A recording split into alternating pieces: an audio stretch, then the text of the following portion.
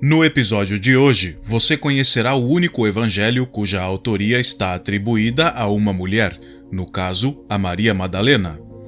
O evangelho está incompleto, faltam as páginas 1 a 6 e 11 a 14 do manuscrito mais completo que está disponível e foi, provavelmente, composto no século II.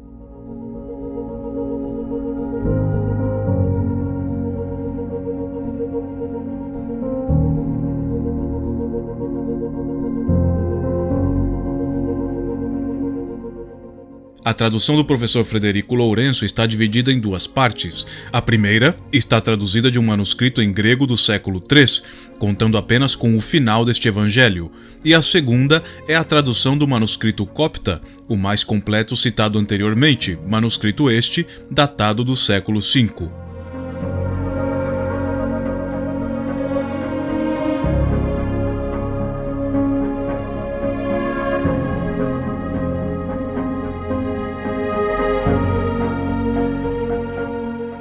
É de extrema importância lembrar que a interpretação do texto que falaremos aqui é deste que vos fala, interpretação esta feita com sinceridade e humildade, levantando apenas possibilidades de leitura deste texto gnóstico.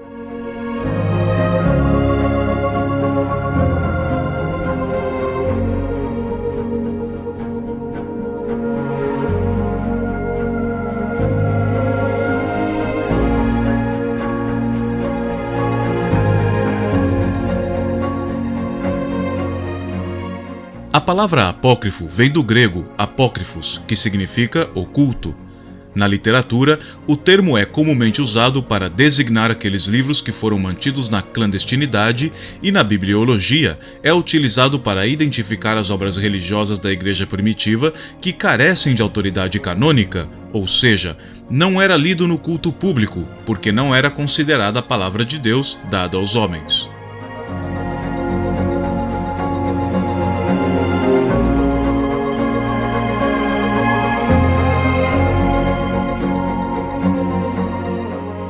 Vale lembrar que o termo apócrifo não deve ser considerado pejorativo, já que o seu conteúdo pode conter verdades, sejam elas teológicas ou históricas.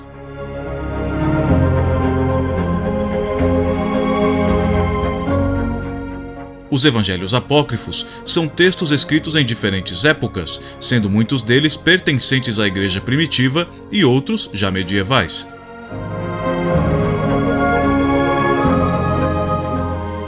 Esta série apresentará somente comentários, curiosidades e referências sobre estes textos, um guia para introduzir os temas e para despertar o interesse pelo aprofundamento do conhecimento sobre a história da salvação.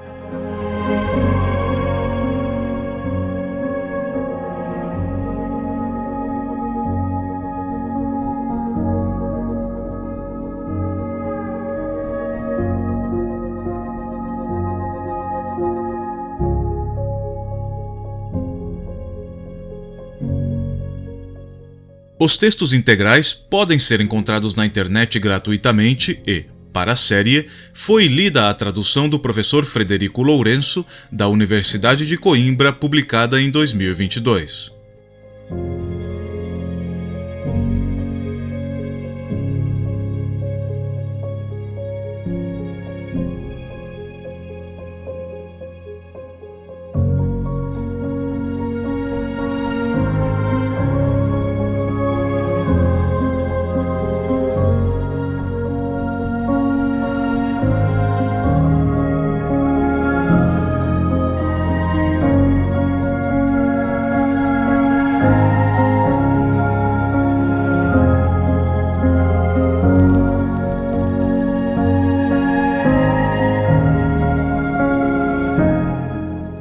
O Evangelho de Maria Madalena.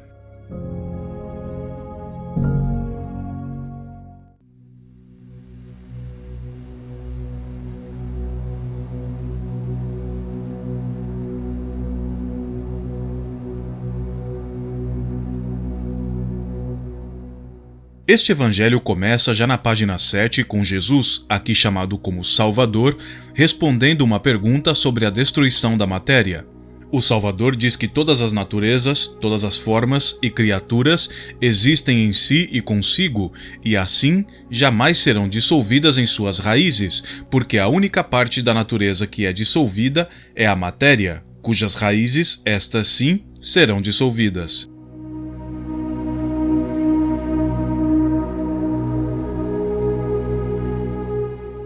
Significará isso que todos os elementos do universo têm algo a mais que não seja apenas a sua matéria? Como todos os textos gnósticos, cada frase deixa uma infinidade de possíveis interpretações.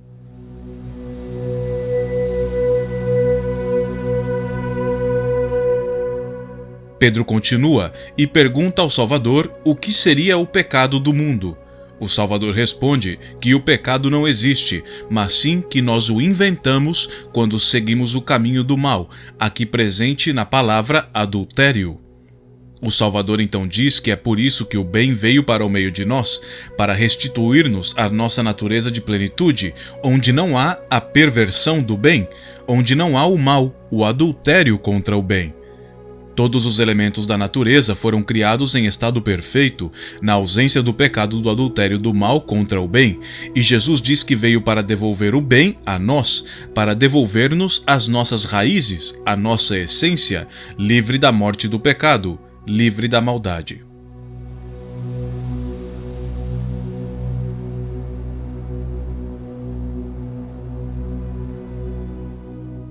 Jesus prossegue dizendo que é por isso que nós adoecemos e morremos, porque amamos aquilo que nos engana. Também diz que a matéria deu origem às paixões contrárias à natureza e que isso nos gera uma inquietação, uma ansiedade no corpo. Concluindo, diz que devemos animar-nos e que, se não somos capazes, que nos animemos na presença das diferentes formas da natureza. Jesus conclui seu discurso com a frase conhecida: "Quem tem ouvidos para ouvir, que ouça."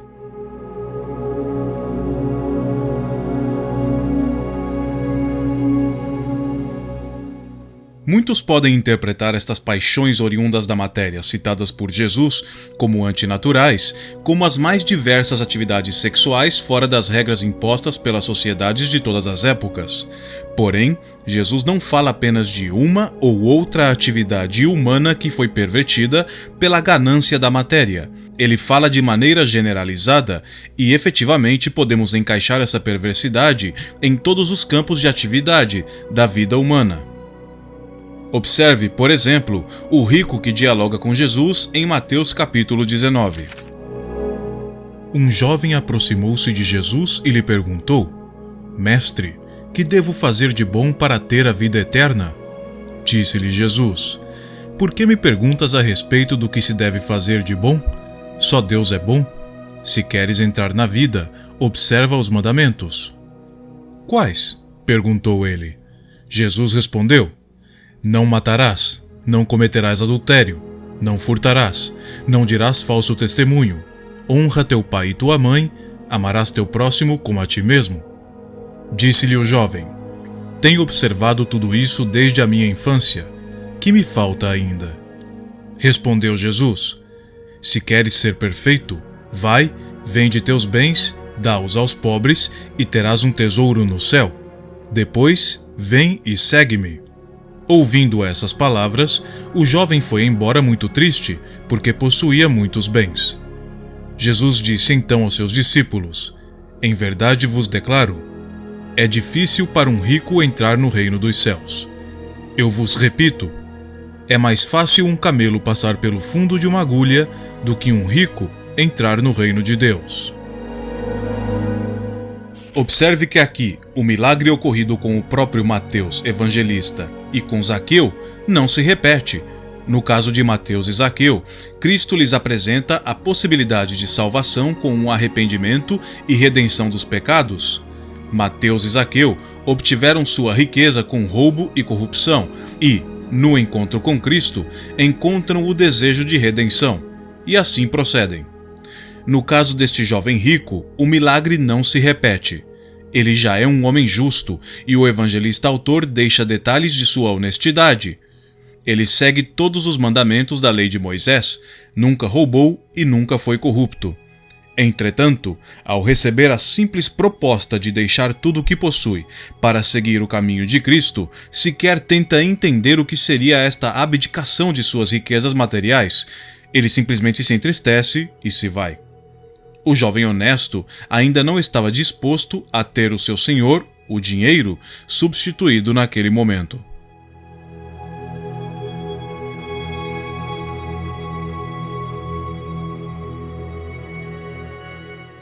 Isso tampouco significa que Jesus e os apóstolos não usassem o dinheiro, afinal não podemos nos esquecer de que eles tinham suas contas e era Judas o encarregado pelo caixa do grupo, como registrado em João, capítulo 12, versículo 6. A questão é que o simples fato de citar uma abdicação da riqueza, que parece ser o Deus supremo daquele jovem que falou com Jesus, ele já dá um passo para trás e se retira. Ele não é capaz de fazê-lo. Era um homem justo, não tinha graves pecados para arrepender-se e não construiu sua riqueza na corrupção como Mateus e Zaqueu, mas era incapaz de sequer cogitar entregar-se totalmente a Cristo, deixando para trás as vaidades da matéria, depositando toda a sua confiança em Cristo. Este conceito está claramente tratado em Lucas capítulo 21, versículos 1 ao 4. Levantando os olhos, viu Jesus os ricos que deitavam as suas ofertas no cofre do templo. Viu também uma viúva pobrezinha deitar 2 pequeninas moedas e disse: Em verdade vos digo, esta pobre viúva pôs mais do que os outros, pois todos aqueles lançaram nas ofertas de Deus o que lhes sobra. Esta, porém, deu, da sua indigência, tudo o que lhe restava para o sustento. Continuando com o Evangelho, Jesus então se despede dos apóstolos dizendo que se acautelem quando escutem dizer que o Cristo está aqui ou ali, porque ele está dentro de todos nós, assim como está registrado também em Lucas capítulo 17, versículos 20 ao 21. Os fariseus perguntaram um dia a Jesus quando viria o reino de Deus. Respondeu-lhes: O reino de Deus não virá de um modo ostensivo, nem se dirá ei-lo aqui ou ei-lo ali, pois o reino de Deus já está no meio de vós. Jesus continua dizendo que quem busca o reino de Deus o encontrará e que os apóstolos devem anunciá-lo. Também diz que os apóstolos não devem preceituar nenhuma lei que ele, o Cristo, não estabeleceu e que não devem agir como legisladores para que não sejam constrangidos por suas próprias leis. Dizendo isto, Jesus partiu. Pensando nesta última frase de Cristo, quantas vezes alguns líderes cristãos justificam seus próprios códigos morais com base em leituras frias de outros textos bíblicos que não têm nem sequer referência nos evangelhos? São regras litúrgicas, de moralidade sexual, de comportamento social, de vestimentas. Nenhuma delas está presente nos evangelhos canônicos. Nenhum dos apóstolos registrou tais regras como palavras de Cristo. E o que fazem esses líderes?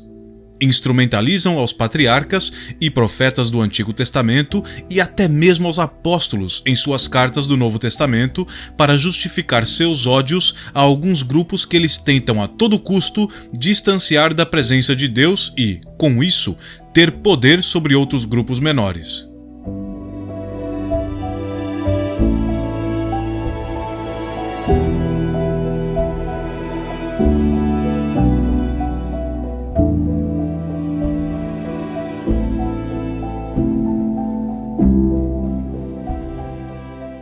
E esse poder é terreno. Eles fazem esse grupo menor acreditar ser elegido, escolhido por Deus, e joga outros seres humanos para longe da presença de Deus. E tudo isso sem usar sequer uma palavra proferida pelo Filho da humanidade, sem usar as palavras de Cristo. Jesus não tratou de temas de moralidade sexual, mas tratou de corrigir as leis machistas de seu tempo, ao afirmar que o homem que se divorciava de sua mulher por mero capricho, enquanto a mulher não tinha esse mesmo direito na sociedade em que viviam, estava errado. Foi também dito: todo aquele que rejeitar sua mulher, dê-lhe carta de divórcio. Eu, porém, vos digo: todo aquele que rejeita sua mulher a faz tornar-se adúltera, a não ser que se trate de matrimônio falso. E todo aquele que desposa uma mulher rejeitada comete um adultério.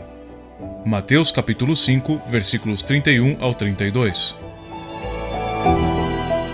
Cristo não falou de orientação sexual, de etnias ou de credos de outras pessoas, mas deixou bastante clara a mensagem para os religiosos que usam o nome de Deus para trazer o inferno à vida dos seus semelhantes. Ai de vós, escribas e fariseus hipócritas! Pagais o dízimo da hortelã, do endro e do cominho, e desprezais os preceitos mais importantes da lei: a justiça, a misericórdia, a fidelidade.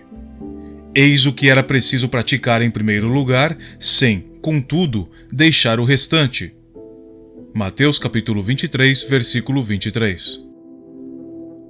Além disso, a única pessoa que contrariou e em seguida deixou Jesus sem resposta nos evangelhos foi uma mulher de outra etnia e religião.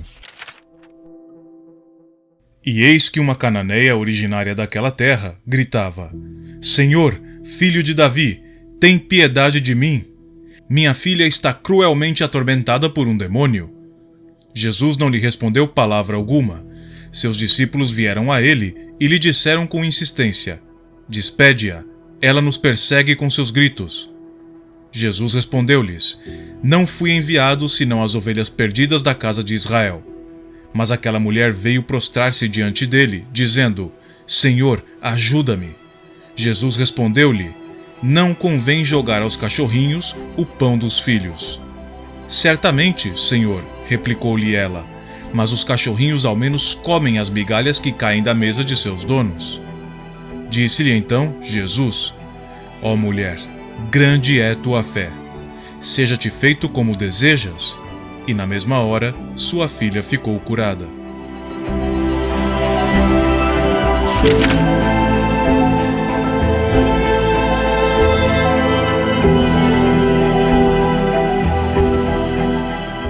Às vezes, parece que algumas pessoas que se intitulam como líderes religiosos querem agir como legisladores para dominar seu rebanho de ovelhas.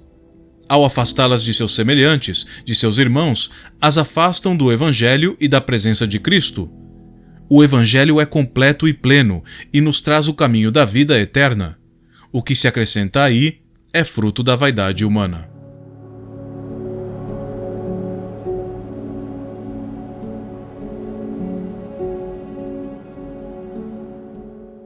Voltando ao Evangelho de Maria, quando Jesus termina seu discurso, ele parte e o Evangelho não diz para onde.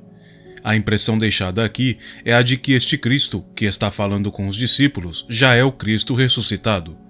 Os apóstolos choram e se perguntam como poderão sair para anunciar o reino do Filho da humanidade para o mundo se estes não pouparam nem sequer o próprio Jesus. Maria Madalena então levanta-se e diz aos apóstolos que eles não devem temer, porque a graça de Cristo estaria com eles e os protegeria, e que antes deveriam louvar a grandeza de Cristo, porque este os fez humanos. O Evangelho diz que, ao dizer isto, Maria reorganizou a mente dos apóstolos, e eles voltaram a discutir as palavras do Salvador.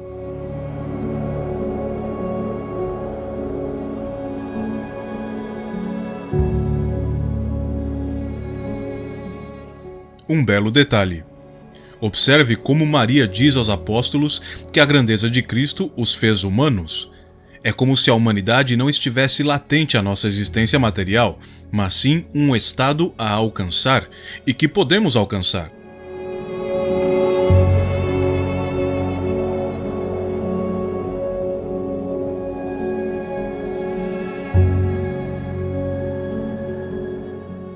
Pedro então diz que, sabendo que Maria foi a mulher a quem o Salvador mais amou, que ela diga a eles quais foram as palavras que ele compartilhou somente com ela. Maria então começa seu relato e diz que numa ocasião viu o Salvador em uma visão e compartilhou com ele este feito. O Salvador então diz a Maria que ela é bem-aventurada por ter tido essa visão, porque não hesitou ao vê-lo. Maria, então, pergunta se a visão que uma pessoa tem vem através da alma ou do espírito, e o Salvador responde que de nenhum dos dois, mas sim que a mente, que está entre a alma e o espírito, vê a visão. Bom, Aqui termina a página 10 deste evangelho, e como dito na introdução, infelizmente não há nenhum manuscrito disponível das páginas 11 a 14. A curiosidade pelo conteúdo destas 4 páginas é gigantesca, mas até o dia de hoje, nada podemos fazer.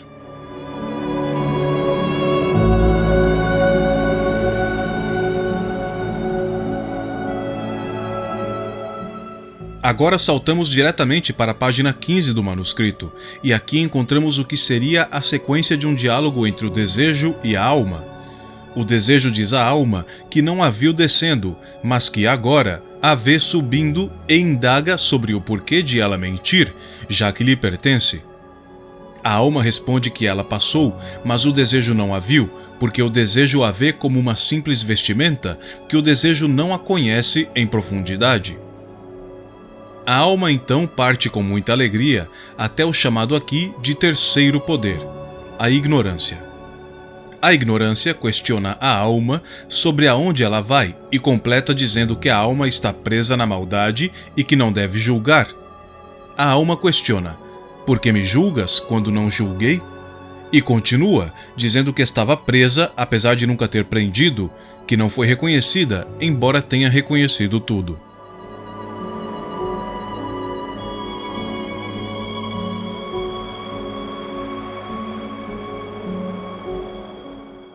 Com esta resposta, a alma vence o terceiro poder e chega ao quarto poder, que tinha 7 formas: a escuridão, o desejo, a ignorância, a inveja da morte, o reino da carne, a tolice da carne e a sabedoria irada.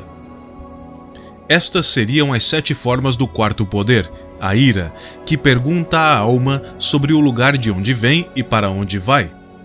A alma responde que o que aprendia foi morto, o que a rodeava foi vencido, que seu desejo foi terminado e que a ignorância morreu, e que em um mundo ela foi libertada de um mundo e de tudo o que somente dura um tempo. A alma só pôde ascender depois de se libertar de todas as entidades. A partir de agora, a alma encontraria o repouso do tempo do Kairos e do Aion em silêncio. O Kairos, no grego, é diferente do tempo Cronos, que é o tempo calculado. O Kairos está relacionado ao tempo de qualidade, o que não se calcula. Kairos é aquele tempo oportuno, aquele momento de prazer onde um ano passa rápido como se fosse um dia, onde perdemos a noção do tempo Cronos. Na teologia, o Kairos se traduz como o tempo de Deus. O Aion já é a totalidade do tempo, ou seja, todo o tempo existente em plenitude e, ao mesmo tempo, eterno. Tem um começo, não tem fim, mas é total.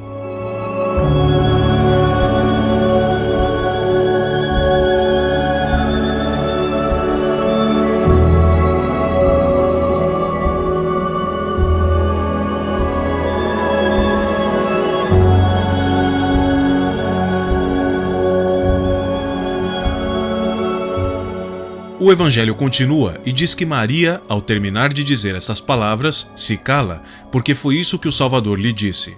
Ou seja, mesmo sabendo que a maior parte deste discurso está perdida nas páginas 11 a 14, sabemos que aqui Maria está reproduzindo palavras que teriam sido ditas a ela pelo próprio Cristo, ou Salvador, como se referem a ele aqui.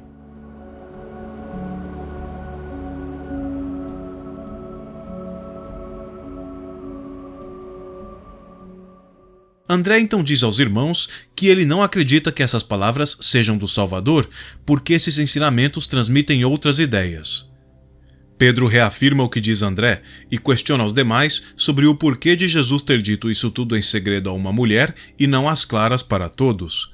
Ademais, deveriam todos eles ouvi-la, já que Jesus a considerou mais digna que eles?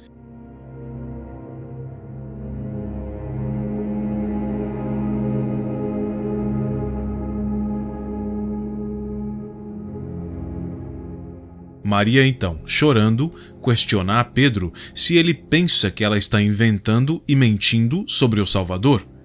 Levi fala em defesa de Maria e, dizendo que Pedro se exalta com facilidade, afirma que este discute com Maria como se fosse adversário dela. Levi acrescenta que, se o Salvador fez Maria digna de difundir o Evangelho, quem é Pedro para rejeitá-la? O Salvador a conheceu bem e por isso a amou mais que a eles. Em vez de fazer-lhe oposição, eles deveriam envergonhar-se, ser seres humanos e pregar aquilo que o Salvador disse, sem querer ser legislador e inventar leis além daquilo que foi dito pelo Salvador.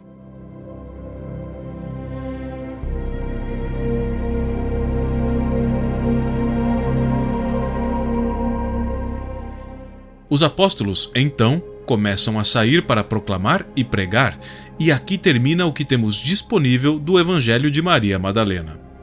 Você pode ler o Evangelho completo no link que deixaremos na descrição e também pode deixar a sua opinião nos comentários.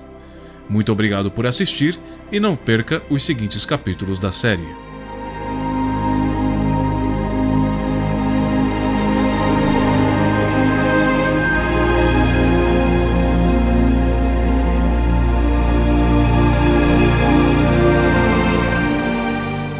Este documentário não tem nenhuma intenção de polemizar o tema, até porque não existe motivo nenhum para fazê-lo. Por muito tempo, os apócrifos envolveram mais discussões a respeito de se devem ser lidos ou não do que a leitura e reflexão em si dos ditos livros. Eles são parte da história da Igreja e do cristianismo, tal qual os demais livros da Bíblia cristã, e neles encontramos as raízes de muitas tradições do cristianismo ao redor do mundo.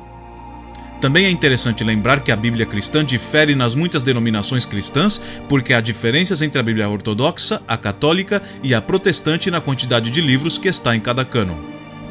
Para compreender e refletir sobre os apócrifos, há que fazer o mesmo exercício que se faz para estudar a Bíblia e qualquer outro escrito histórico: entender a época, o lugar, a cultura, o idioma, em resumo, o contexto histórico. Há coisas que eram comuns há 100 anos e que hoje seriam inaceitáveis. Desta forma, é possível supor que ao falarmos de coisas que foram escritas há 2000 anos, o choque seria ainda mais forte, o que não é exclusividade da Bíblia ou da religião, mas sim da história.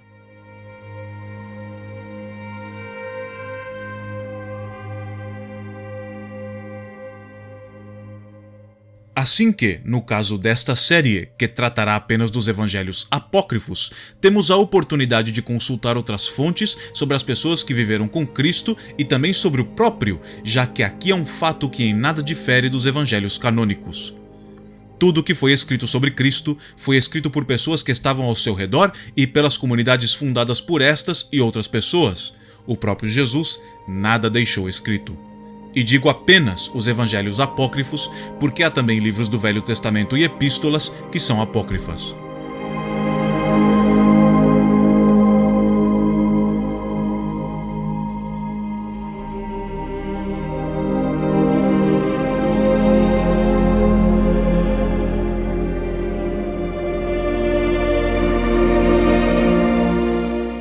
A curiosidade com os fatos da vida de Cristo e com as origens da religião e das tradições do cristianismo está presente nos mais diversos grupos de nossa sociedade. A série foi realizada com a intenção de satisfazer um pouco do interminável interesse por este que é, sem dúvida, o maior personagem histórico da humanidade.